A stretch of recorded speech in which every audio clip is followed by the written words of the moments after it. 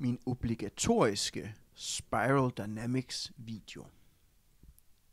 Spiraldynamik-teorien som et af de mest sofistikerede udseendeslag. Goddag, mit navn er André, og jeg er psykoterapeut MPF, og jeg underviser i spirituelle anliggender. Og den her YouTube-kanal, den opererer ud fra hovedindsigten om, at udseende ikke er det samme som essens. Når vi får lavet en klar skillelinje imellem alt det, der tilhører udseendet, det fysiske udseende, følelser, tanker og sågar selve personligheden, og får disidentificeret os for alt dette, så bliver det muligt at flytte sin kerneidentifikation fra udseendet og over til essensen, fra det objektive til det subjektive. Og i dagens video, der skal vi bruge lidt tid på at køre rundt i et af udseendets mest sofistikerede lag ved at bruge spiraldynamik-teorien. Først lidt baggrund. Sektion 1. Baggrund for spiraldynamik-teorien. Spiraldynamik-teorien er oprindeligt udviklet af Clare Graves og senere ekspanderet af Don Beck og Christopher Cohen. Graves, som var professor i psykologi, blev efter en lektion omhandlende psykologisk teori spurgt af en af sine elever, så hvilken en af disse teorier er så den rigtige? Graves, som opererer ud fra et af de sidste lag af udseendet, sagde, de er alle sammen rigtige. Graves gik derfor i gang med at lave en vertikal spiralskala af psykologisk teori eller senere bevidsthed, sådan at han kunne placere de forskellige teorier på skalaen.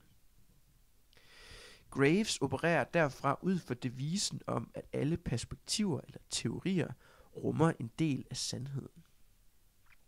Fra essens ser man igennem denne antagelse af relativ sandhed. Alle perspektiver rummer ikke en del af sandheden, men større eller mindre grader af sandhed. Fordi falskhed ikke er det modsatte af sandhed, men falskhed er manglen på sandhed. Og jeg vil vende tilbage til størrelsesforholdet imellem sandhed og falskhed i en senere video. Omkring årtusindskiftet så reviderede Ken Wilber spiraldynamik-teorien og førte den ind i hans egen integrale teori. Han ændrede blandt andet nogle af farverne på skalaen, sådan at de passede bedre ind i det overordnede farvespektrum, fra infrarød igennem alle de synlige farver til ultraviolet, og til sidst tilbage til bevidsthedens klare, udifferentierede lys. Jeg vil derfor bruge begge farvekoder i denne video. Først vil jeg nævne den oprindelige farve, som den hed i den oprindelige udgave, og derefter Ken Wilbers redigerede farver. I tilfælde af overlap mellem farverne, så er der kun én farve at sige. Med andre ord bygger spiraldynamik-teorien på indsigten om, at når bevidsthedens unitive lys skinner ind i dualiteternes verden, så bliver den fraktaliseret i forskellige farver eller kontekster. Og alle kontekster er derfor årvågenheder eller perspektiver inden for bevidsthedens enhedslys. Der er altså ikke nogen farver, der er bedre end andre farver, da de alle sammen er en del af det samlede lys. Til gengæld er de meget forskellige. Alle farverne repræsenterer derfor forskellige kontekster eller bevidsthedsparadigmer, og kan bruges i forklaring af den kosmiske moders spontane skabelse og udvikling i universet. Som sagt befinder vi os i spiraldynamik-teorien i et af de mest sofistikerede lag af udseendet. Det er her, hvor sindet, som værende den tænkende udgave af udseendet, kører på sit højeste gear. Sindets mission er at kunne forklare hele verden og lave en teori om alting. Fra spiraldynamikkens vertikale interparadigmatiske model kan sindet gå endnu videre og kombinere den med den horisontale personlighedstypologi, som blandt andet fundet i enagrammet. Derved kan sindet skabe en superstruktur af teoretisk forklaringskraft. Det er alt sammen meget fint, og det er alt sammen en del af udseendet. Det er sindets teorier og sågar vores egen personlighedstype, vi disidentificerer os fra, når vi indser, at udseende ikke er det samme som essens. Fra identifikationen med den subjektive essens bliver sindets begrænsninger åbenlys, og sindets objektive lukkede system og dens ikke efterprøvede paradigmatiske antagelser bliver transcenderet til fordel for subjektive essensredskaber, såsom intuition, direkte oplevelser med bevidsthed og bevidsthedskalibrering. Jeg bruger ikke spiraldynamikteorien mere i mit eget liv. Der var et tidspunkt, hvor den var nyttig for at danne mig et overblik. Jeg kommer derfor heller ikke til at lave flere videoer om spiraldynamikteorien eller enagrammet. Der eksisterer allerede rigtig meget god information tilgængeligt. Så hvis spiraldynamikteorien har så stærke begrænsninger, hvorfor så lave en video om den? Min intention med dagens video er at dele ud af mine noter. Mine noter er en blanding af min forståelse af erhvervet af at have studeret spiraldynamikteorien grundigt, og erfaring med interaktion med bevidstheden, blandt andet ved hjælp af direkte oplevelser. For at det ikke skal være nok, så vil jeg også supplere spiraldynamikteoriens farvekontekster med andre måder at forstå bevidsthedsskalaer på. Jeg vil supplere den med Hawkings Map of Consciousness, Jeffrey Martins Finders Location skala, eklesiologi fra religionens øverste subjektive essensstrata, buddhistiske termer og mine egne noter og terminologi. Og hvis du ønsker mere information om alle disse modeller, som jeg lægger sammen med den video, så kig nedenunder videoen. Min intention med denne YouTube-kanal er ikke at køre rundt i udseendet, men at indse, at udseende ikke er det samme som essens. Spiraldynamikteorien er et værktøj af udseendet. Så derfor vær venlig at tage den her video med et let hjerte. Spiraldynamikteoretiker og dets lige vil sige, at man ikke bare kan lægge den sammen med andre skala. Det kan være rigtigt nok. Vi gør det alligevel ikke. Vi gør det alligevel. Hvorfor ikke? Det er mere kunst end streng videnskab. Tag det med dig, hvis du kan bruge det, og hvis du ikke kan bruge det, så lad det være. Derudover, så husk at holde kontekst. Når jeg for eksempel bruger det eklesiologiske ord helvede om lilla magentafarven, så det er set ud fra, at man er borger i et moderne samfund i Vesten. Hvis man er i konteksten som en ukontaktet stamme i den dybeste regnskov i Papua Ny Guinea, så er det passende at have sit bevidsthedscenter i lilla /magenta. Aller sidste observation, inden vi går rigtig i gang. Liv på jorden kan ses som en stor arena af ekstrem diversificering af bevidsthedskontekster. Hele skalaen er repræsenteret. En af livets store udfordringer er at leve som et forbundet individ i en skærstilsverden af ekstrem bevidsthedsdiversificering. Det er ikke nemt. Til gengæld giver det de bedste karmiske betingelser for udvikling, end hvis vi levede i en fuldstændig homogen bevidsthedsverden. Jeg vil i sektion 2 af dagens video tage de første 5 farver på skalaen relativt hurtigt ved at finde ind til essensen af dem. I sektion 3 af dagens video så kigger vi på farverne fra grøn og til farven koral-indigo. Og jeg vil bruge mere tid her på hver farve, samtidig med, at jeg kigger på nu, hvor man kan gå galt i hver farve. Altså det, man kan kalde, hvad er skyggesiden af farverne. Med alt det på plads, lad os komme i gang. Sektion 2. Beige-infrarød til orange. Overlevelse på jorden. Farve nummer 1. Beige-infrarød. Lokation 0. Hawkins skala 5 til 49. Helvede. Dyb søvn. Det arkaiske paradigme. Essensen af det arkaiske paradigme er overlevelse i den naturlige verden. Det arkaiske paradigme er det paradigme, der har eksisteret i længst tid. Man skønner, at de tidligste homo sapiens startede med at udvikle sig for ca. 200.000 år siden. I mange, mange år levede det arkaiske menneske imellem andre homo-arter og blandt en kæmpe fauna, der ikke eksisterer længere. Det arkaiske menneske var ikke i toppen af fødekæden og skulle derfor tilpasse sig det naturlige overlevelseshierarki. Det arkaiske menneske havde kun sine instinkter til at begå sig i verden med.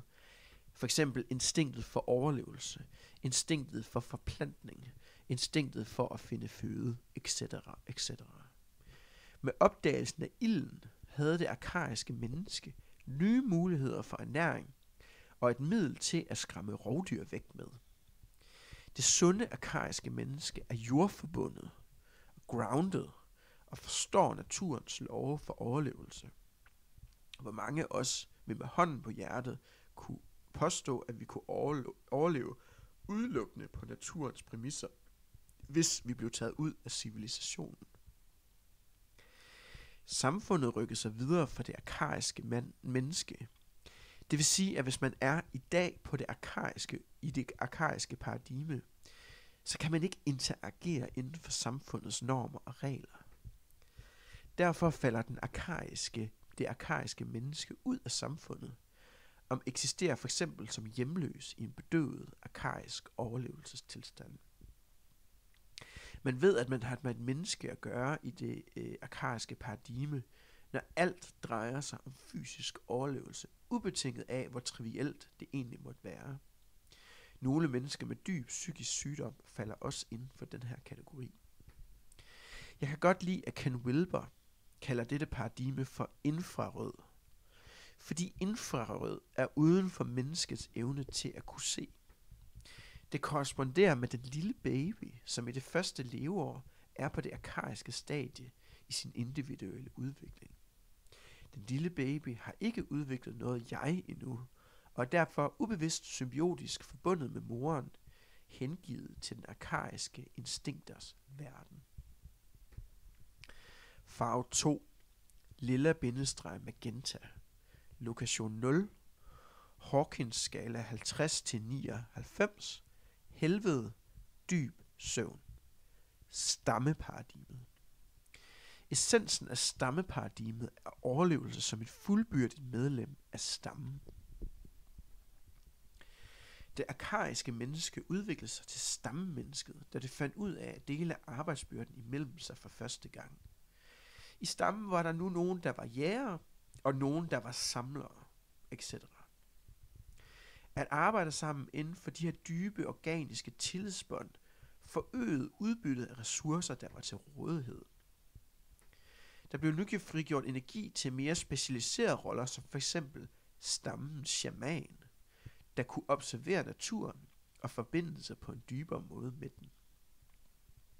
Det er det lilla-magenta-paradigme, som Terence McKenna drømte sig tilbage til som værende det oprindelige Edens have, for hans grønne, postmodernistiske, neoshamanistiske paradigme. Men nej, det sande paradis finder man i den turkise farve i det holistiske paradigme. Fremad, ikke tilbage i bevidstheden.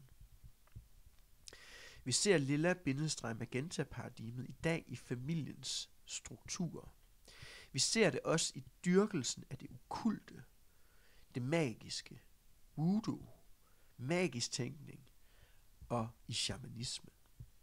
Hold dig for alle disse ting. Fremad, ikke tilbage i bevidstheden. Der findes stadig en del stammer i vores verden, som er centreret i det her paradigme. For eksempel Masaierne i Kenya. Barnets individuelle udvikling er på dette stadie fra cirka 1,5 år til 3-årsalderen, hvor det virkelig begynder at orientere sig i familien som den moderne stamme med et gryende jeg. Farve 3. Rød. Lokation 0, Hawkins 99-149, helvede, dyb søvn. Det primitive paradigme.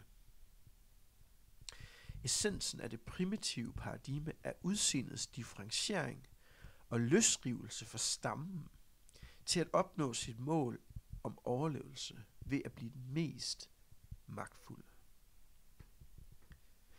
Det primitive menneske udviklede sig ud af de organiske stammesamfund samtidig med, at jægersamlersamfundet overgik til de allertidligste landbrugssamfund for ca. 12.000 år siden. Da fødevareproduktionen blev sæsonbestemt og stabil, så begyndte den at danne et overskud af føde. Spørgsmålet var nu, hvem skulle bestemme, hvordan dette overskud skulle fordeles? Det primitive menneske repræsenterer det første udviklingsstadie, hvor udseendets behov, individuelle behov, bliver sat over stammens behov. Det primitive menneske river sig løs fra de organiske sociale strukturer og tager ved hjælp af sin solarplexus kraft de ting, som dens egocentriske behov dikterer, uden nødvendigvis at tænke over konsekvenserne. Dermed opstod der et hierarki i det primitive samfund, hvor høvdingen eller kejseren, eller hvad vi nu skal kalde ham, havde magten til at bestemme over fødens fordeling, kvindernes ægteskab og de andre mænd under ham. Magten skiftede ved magtkampe, når der kom en udfordrer, og den, der var stærkest, blev ny alfa. Det primitive menneske eksisterer også i dag, men fordi samfundets overordnede tyngdepunkt har rykket sig videre, er det uden for den integrerede del af samfundet, det som vi i dag vil kalde uden for pædagogisk rækkevidde. Det primitive menneske erhverver derfor sig ofte ved f.eks. kriminalitet, og bliver sat i fængsel af det traditionelle menneske, som vi skal kigge på i den næste farve. Vi finder det primitive menneske blandt andet hos rockerne, indvandrerbanderne, og i de store imperiers aggressive ekspansion og blande sig i andre landes politiske processer. Det primitive menneske har stadigvæk rigtig meget magt og indflydelse i vores verden. Barnets individuelle udvikling er i det primitive paradigme for ca. 3 til 6 år, det som populært bliver kaldt trodsalderen. Barnet udvikler sin egen selvbestemmelse uafhængigt af sine trætte og udmattede forældre, og lærer at sætte gode, sunde grænser. Farve 4. Blå, rav. Lokation 0. Hawkins 150-189. Skærsild, dyb søvn. Det traditionelle paradigme. Essensen af det traditionelle paradigme er udseendets forståelse for nødvendighed af love, regler og kollektive grænser, forsikring af befolkningens overlevelse imod det primitive paradigmes kaos og aggressiv ekspansion. Det traditionelle menneske udviklede sig fra det primitive menneske cirka omkring middelalderen, da det primitive menneskes egocentriske magtførsel og imperieekspansion skabte ødelæggelse og destruktion over hele verden. Det traditionelle menneske tæmmer det primitive menneskes lystimpulser ved at indføre lov og orden i kongeriget og senere i nationalstaten. Det traditionelle menneske er stabil og optaget af at beskytte sit territorium.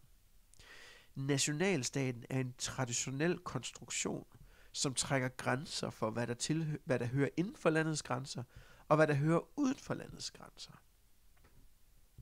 Når mennesket når det traditionelle udviklingsstadie, er det nu et fuldbyrdigt medlem af samfundet.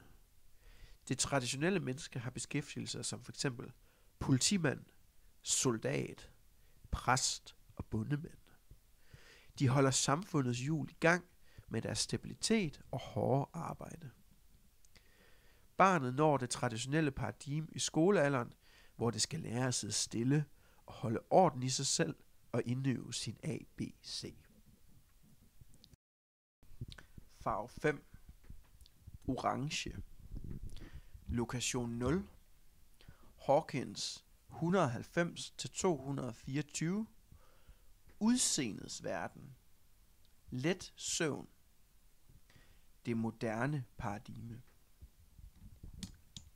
Essensen af det moderne paradigme er ibrugtagen af sindets fornuft til at organisere samfundet på en sådan måde, at det sikrer økonomisk vækst og materiel overskud til befolkningen. Det moderne menneske udsprang af oplysningstiden i slutningen af 1700-tallet og gjorde et opgør med de tunge traditionelle hierarkier og regler.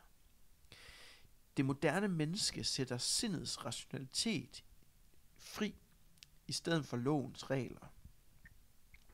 Individet river sig fri fra de traditionelle strukturer og er dermed sat fri til at agere på et rationelt marked, hvor de sælger og køber varer. Det moderne menneske ved, hvordan man tjener penge, mange penge, og klatrer op af de økonomiske hierarkier. Det er CEO'en i stedet for kongen. Med det moderne menneske blev den moderne objektive videnskab også født.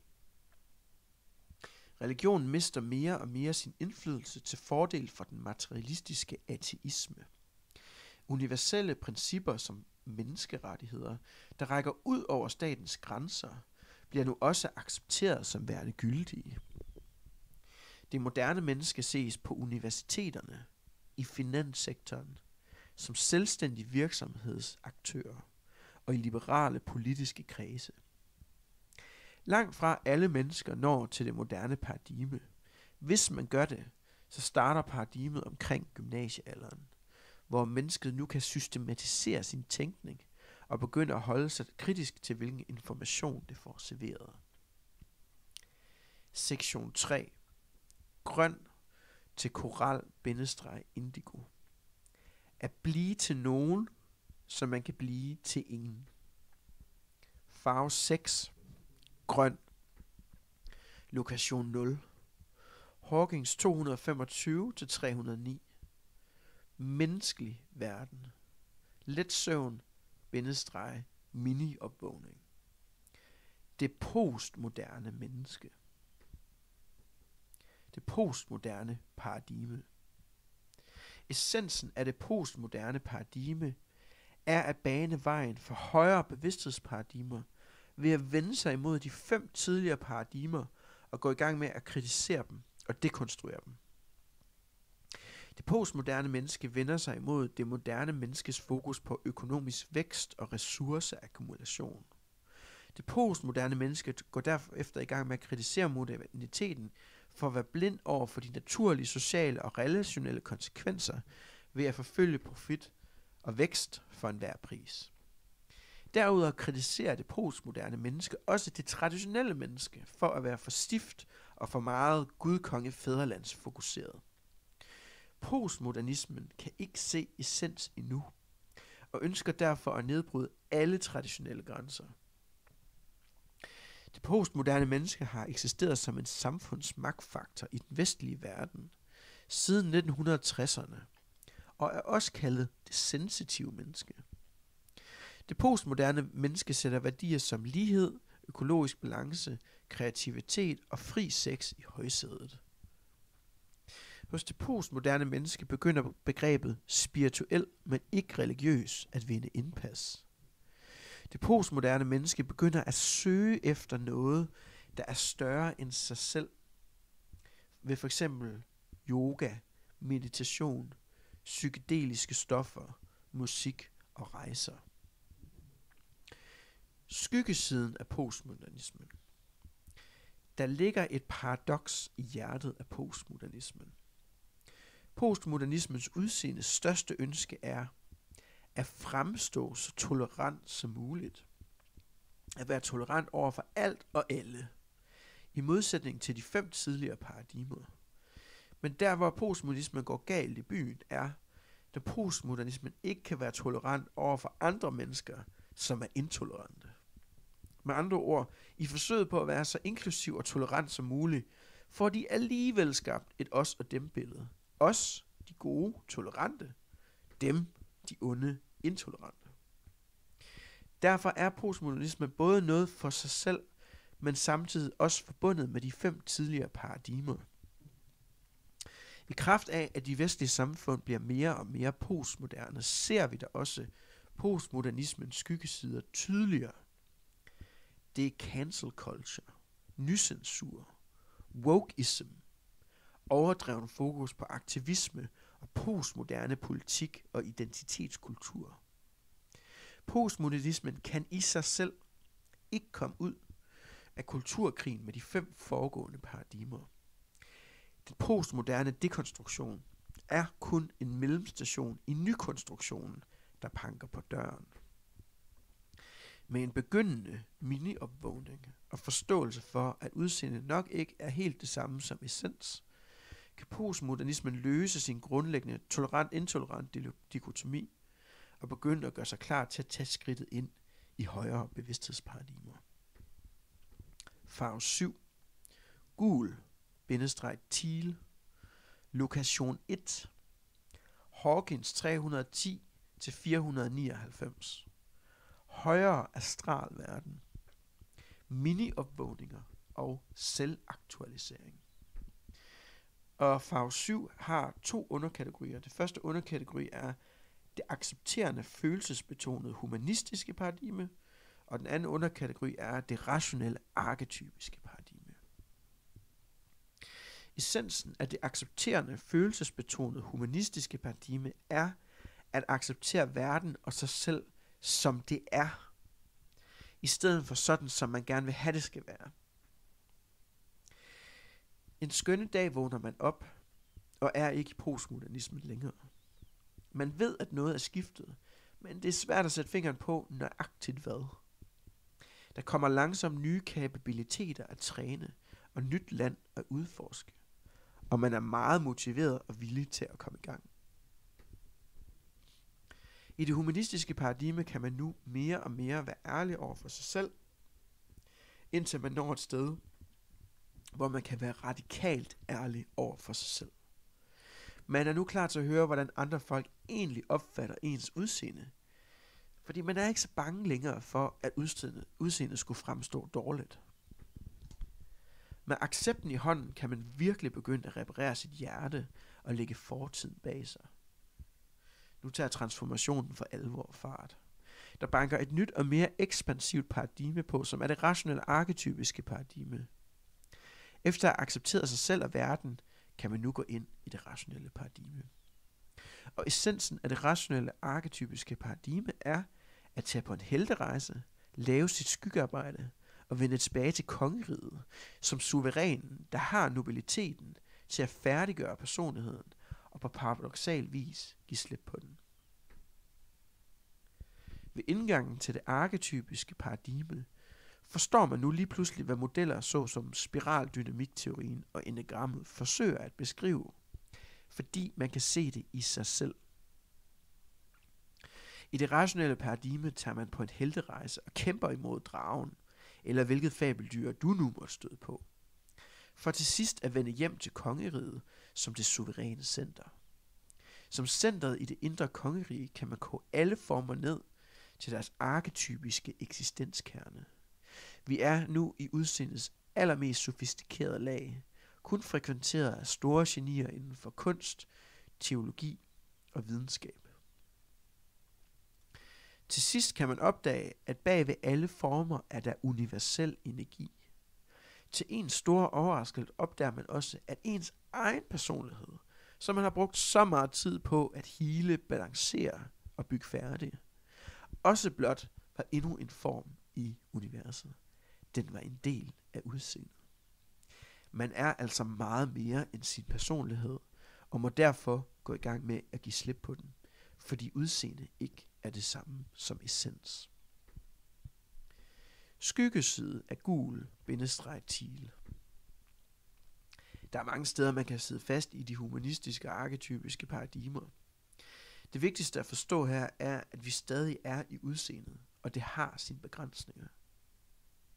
I udseendet ønsker man at skabe en teori om alting, som blandt andet set ved nøjagtigt den her spiraldynamikteori, som vi er ved at gå igennem lige nu. Fordi sindets rationalitet som den mentale del af udseendet stadig er den primære måde, som udseendet begår sig i verden på.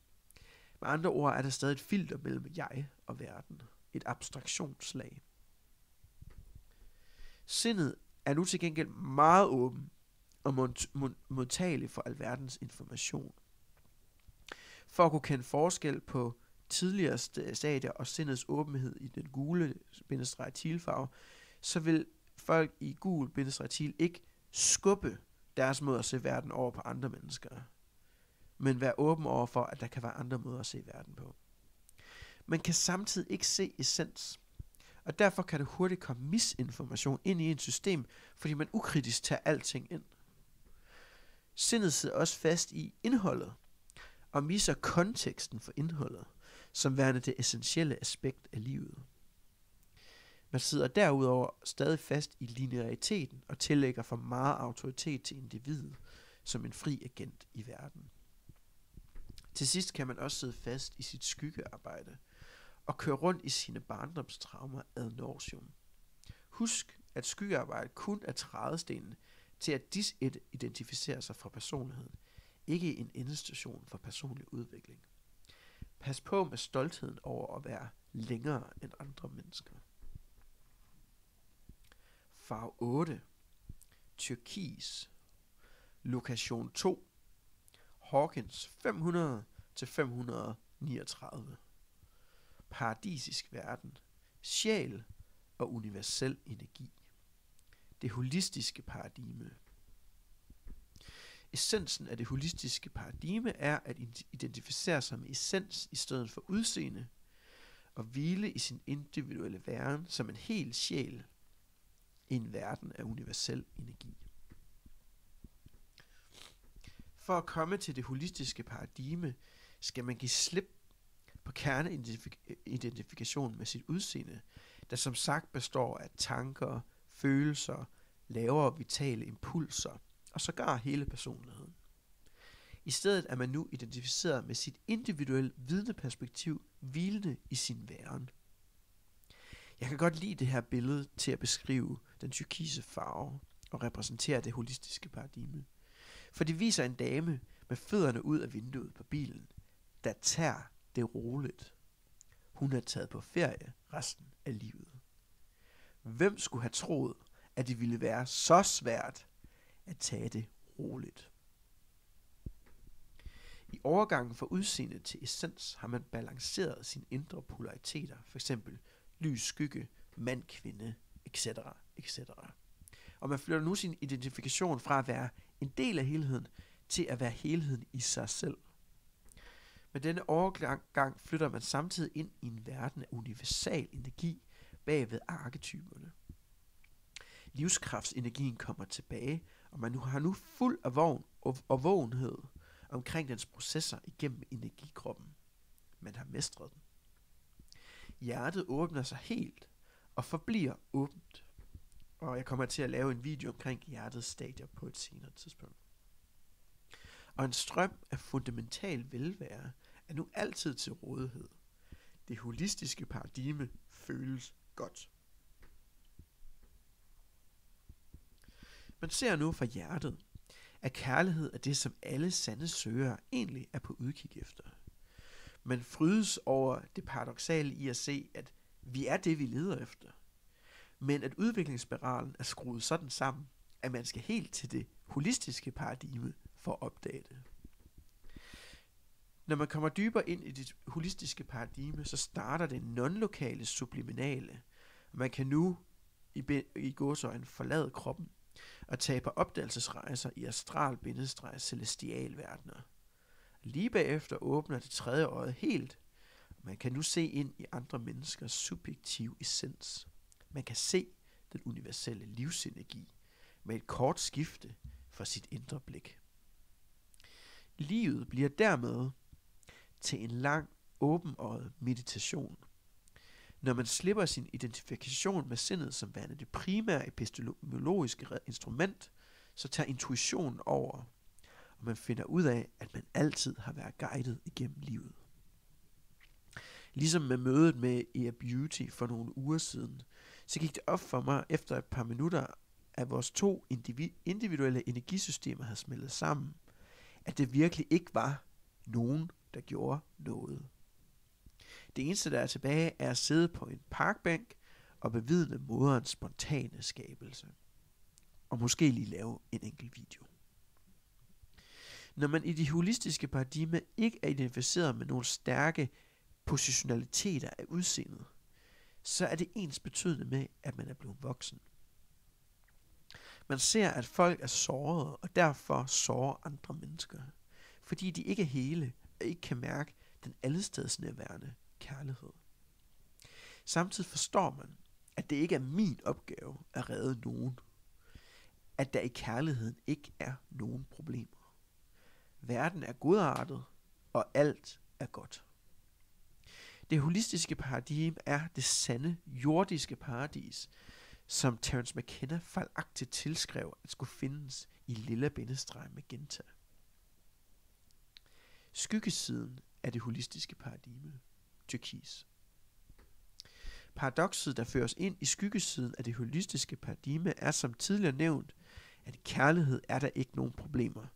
Men der kan alligevel opstå problemer i det energetiske kærlighedsparadigme. Lad os lige prøve at kigge på det. Nummer 1. Naivitet. At komme ind i det holistiske paradigme er så stort et skifte, og føles så godt og så naturligt og så afslappende, at man fejlagtigt kan tro, at hele verden på samme tid er rykket med en. Man har derfor en tendens til at overvurdere andre menneskers kapabiliteter, fordi man tror, at de også spontant har fået de samme indsigter. Det spirituelle hjerte mangler derfor at blive balanceret i træningen af det tredje øje, i at indse, at alle forskellige bevidsthedsniveauer er smidt ind i den her verden. Og derfor bliver det nødvendigt at beskytte sin energi imod alverdens kollektive negativitet. 2. Ensomhed. Man kan på paradoksal vis begynde at føle sig ensom i det holistiske paradigme. For der er ikke mange mennesker, der sådan lige intuitivt forstår, hvordan man ser verden. Man leder derefter efter en global stamme af ligesindede holistiske mennesker. Det her citat fra den tyske mystiker Hermann Hesse formår at ramme denne ensomhed rigtig godt, og citatet er på engelsk, og jeg kommer ikke til at forsøge at oversætte det. Citat. We must become so alone, so utterly alone, that we withdraw into our innermost self. It's a way of bitter suffering. But then our solitude is overcome. We are no longer alone. For we find that our innermost self is the spirit, that it is the indivisible. And suddenly we find ourselves in the midst of the world, yet undisturbed by its multiplicity. For our innermost soul, we know ourselves to be one with all being. Slutcitat. 3. Overanstrengelse og passivitet. Overanstrengelse og passivitet kan opstå i det holistiske paradigme som en paradoksal effekt af at have det godt. Fordi man selv har det godt grundlæggende, så vil man gerne hjælpe andre mennesker med at få det godt i dem. I denne proces kan man være villig til at sætte sig selv helt til side, og man kan derfor arbejde på at få sig selv tilbage igen bagefter. I det næste paradigme, der får man nemlig direkte hjælpemidler til at i gåseøjne suge andres karma direkte ind i det spirituelle hjerte og ødelægge det. Så er der nemlig ikke brug for overanstrengelse mere. Vejen ud af det holistiske paradigme er derfor at perfektionere sit individuelle energisystem, sådan at det kan linke op med enhedsbevidstheden, der starter ved kronen i overgangen til den ubetingede kærlighed. Farve 9, sidste farve, koral-indigo. Lokation 3 og 4, Hawkins 540-600, lavere himmeriger til sande himmeriger, opvågning, enhedsbevidsthed og illumination. Og den her farve, den har 2 underkategorier. Den første er det ubetingede kærlighedsparadigme, og den anden er det transcendente kærlighedsparadigme. Essensen af det ubetingede kærlighedsparadigme er at træde ind i enhedsbevidstheden og dermed vågne op. som et guddommeligt barn, hvor verden er ens legeplads. I overgangen fra det holistiske paradigme til det ubetingede kærlighedsparadigme vågner det statiske selv over toppen af kronen, og man er nu fri. Man har nu forladt det stadig jordbundne paradisiske turkise niveau, og kan tage alle perspektiver med sit transcendentale vidneperspektiv. Det ubetingede kærlighedsparadigme er endestationen inden for udvikling, inden for religion. Man er nu en helgen på jorden, men ikke af jorden, og alt det der. Det som Sri Aurobindo kalder det psykiske væsen, vågner op i det inderste hjertekammer og begynder at transformere alle de lavere impulser og tankesystemer om til ren kærlighedsenergi. Alting sker ved synkronicitet. Man er, så at sige, blevet relegeret til bagsæden i bilen. Det eneste, der er tilbage, er at nyde turen. Universet har kontrollen. I det ubetingede kærlighedsparadigme, der kan man stadig fungere i verden som et almindeligt menneske. Essensen af det transcendente kærlighedsparadigme er at tillade udseendets endegyldige kollaps, sige farvel til sin sidste inkarnation og lade oversjælen illuminere alle dele af sit selv. Selvom man sidder på bagsædet af bilen i det ubetingede kærlighedsstadie, så kan man stadig være karmisk programmeret til at skulle gå videre. I det transcendente kærlighedsparadigme er der ikke nogen bil tilbage. Spirituelt arbejde er i sin essens at trække energi ud af sit udseende og give det til essens. Hvis man fortsætter ned ad den vej, så vil udseendet før eller siden blive tømt ud, og derefter kollapser det. For udseendets kollaps tager essens over, og derfra bliver det muligt at se en større verden, end man nogensinde før kunne forestille sig. Faderens kosmiske bevidsthed og morens lys, power, visdom og ananda og alt det der. Hvis man kan formå at blive i det transcendentale kærlighedsparadigme, så vil man før eller siden finde sig til rette der, og oplevelser af satori vil skylle ind over en. Ekstasen bliver grundstammen i ens energiniveau, og man kan danse rundt og rundt i alt uendelighed, ligesom sufierne. Lyskroppen bliver aktiveret, transfigurationen når sit maksimum, og de siddhis, som kom i det ubetingede kærlighedsstadie, bliver nu kraftigt forstærket, og derfor skal man ikke bruge dem mere. Det er så godt som umuligt at fungere i verden i dette stadie, fordi man har transcenderet den. Lad os nu i det sidste stykke kigge på skyggesiden af koral-indigo, og hvorfor det kan være så svært at blive det. Skyggeside af koral-indigo. 1. Overvældelse. Det er meget svært ikke at blive overvældet, når man gør sin entré i enhedsbevidstheden. Der er simpelthen for mange nye ting, der sker på samme tid. For meget power, for meget plads, for meget nyt, og man bliver overvældet. Det er simpelthen for meget. Hvis man ikke kan holde den i det transcendentale kærlighedsstadie, kan man komme tilbage igen til det holistiske paradigme ved at tage en ny inkarnation og skrue ned for energien. Så i farven gul-teal, der var det primære formål at udbygge og give slip på sin personlighed. Så her i koral-indigo er formålet at udbygge sin inkarnation og derefter give slip på den. Det er orders of magnitude mere end tidligere. 2. Udseendets sidste modstand. Specielt når man kommer dybt ind i koral-indigo-farven, så vil de sidste rester af udseendet forsøge at holde fast i, hvordan alting er, fordi de frygter sin egen tilintetgørelse og ikke eksistens. Jo højere man går op, jo dybere går man samtidig ned. For at slippe igennem udseendet skal man derfor ned til udseendets basale kerne, ned til jeget.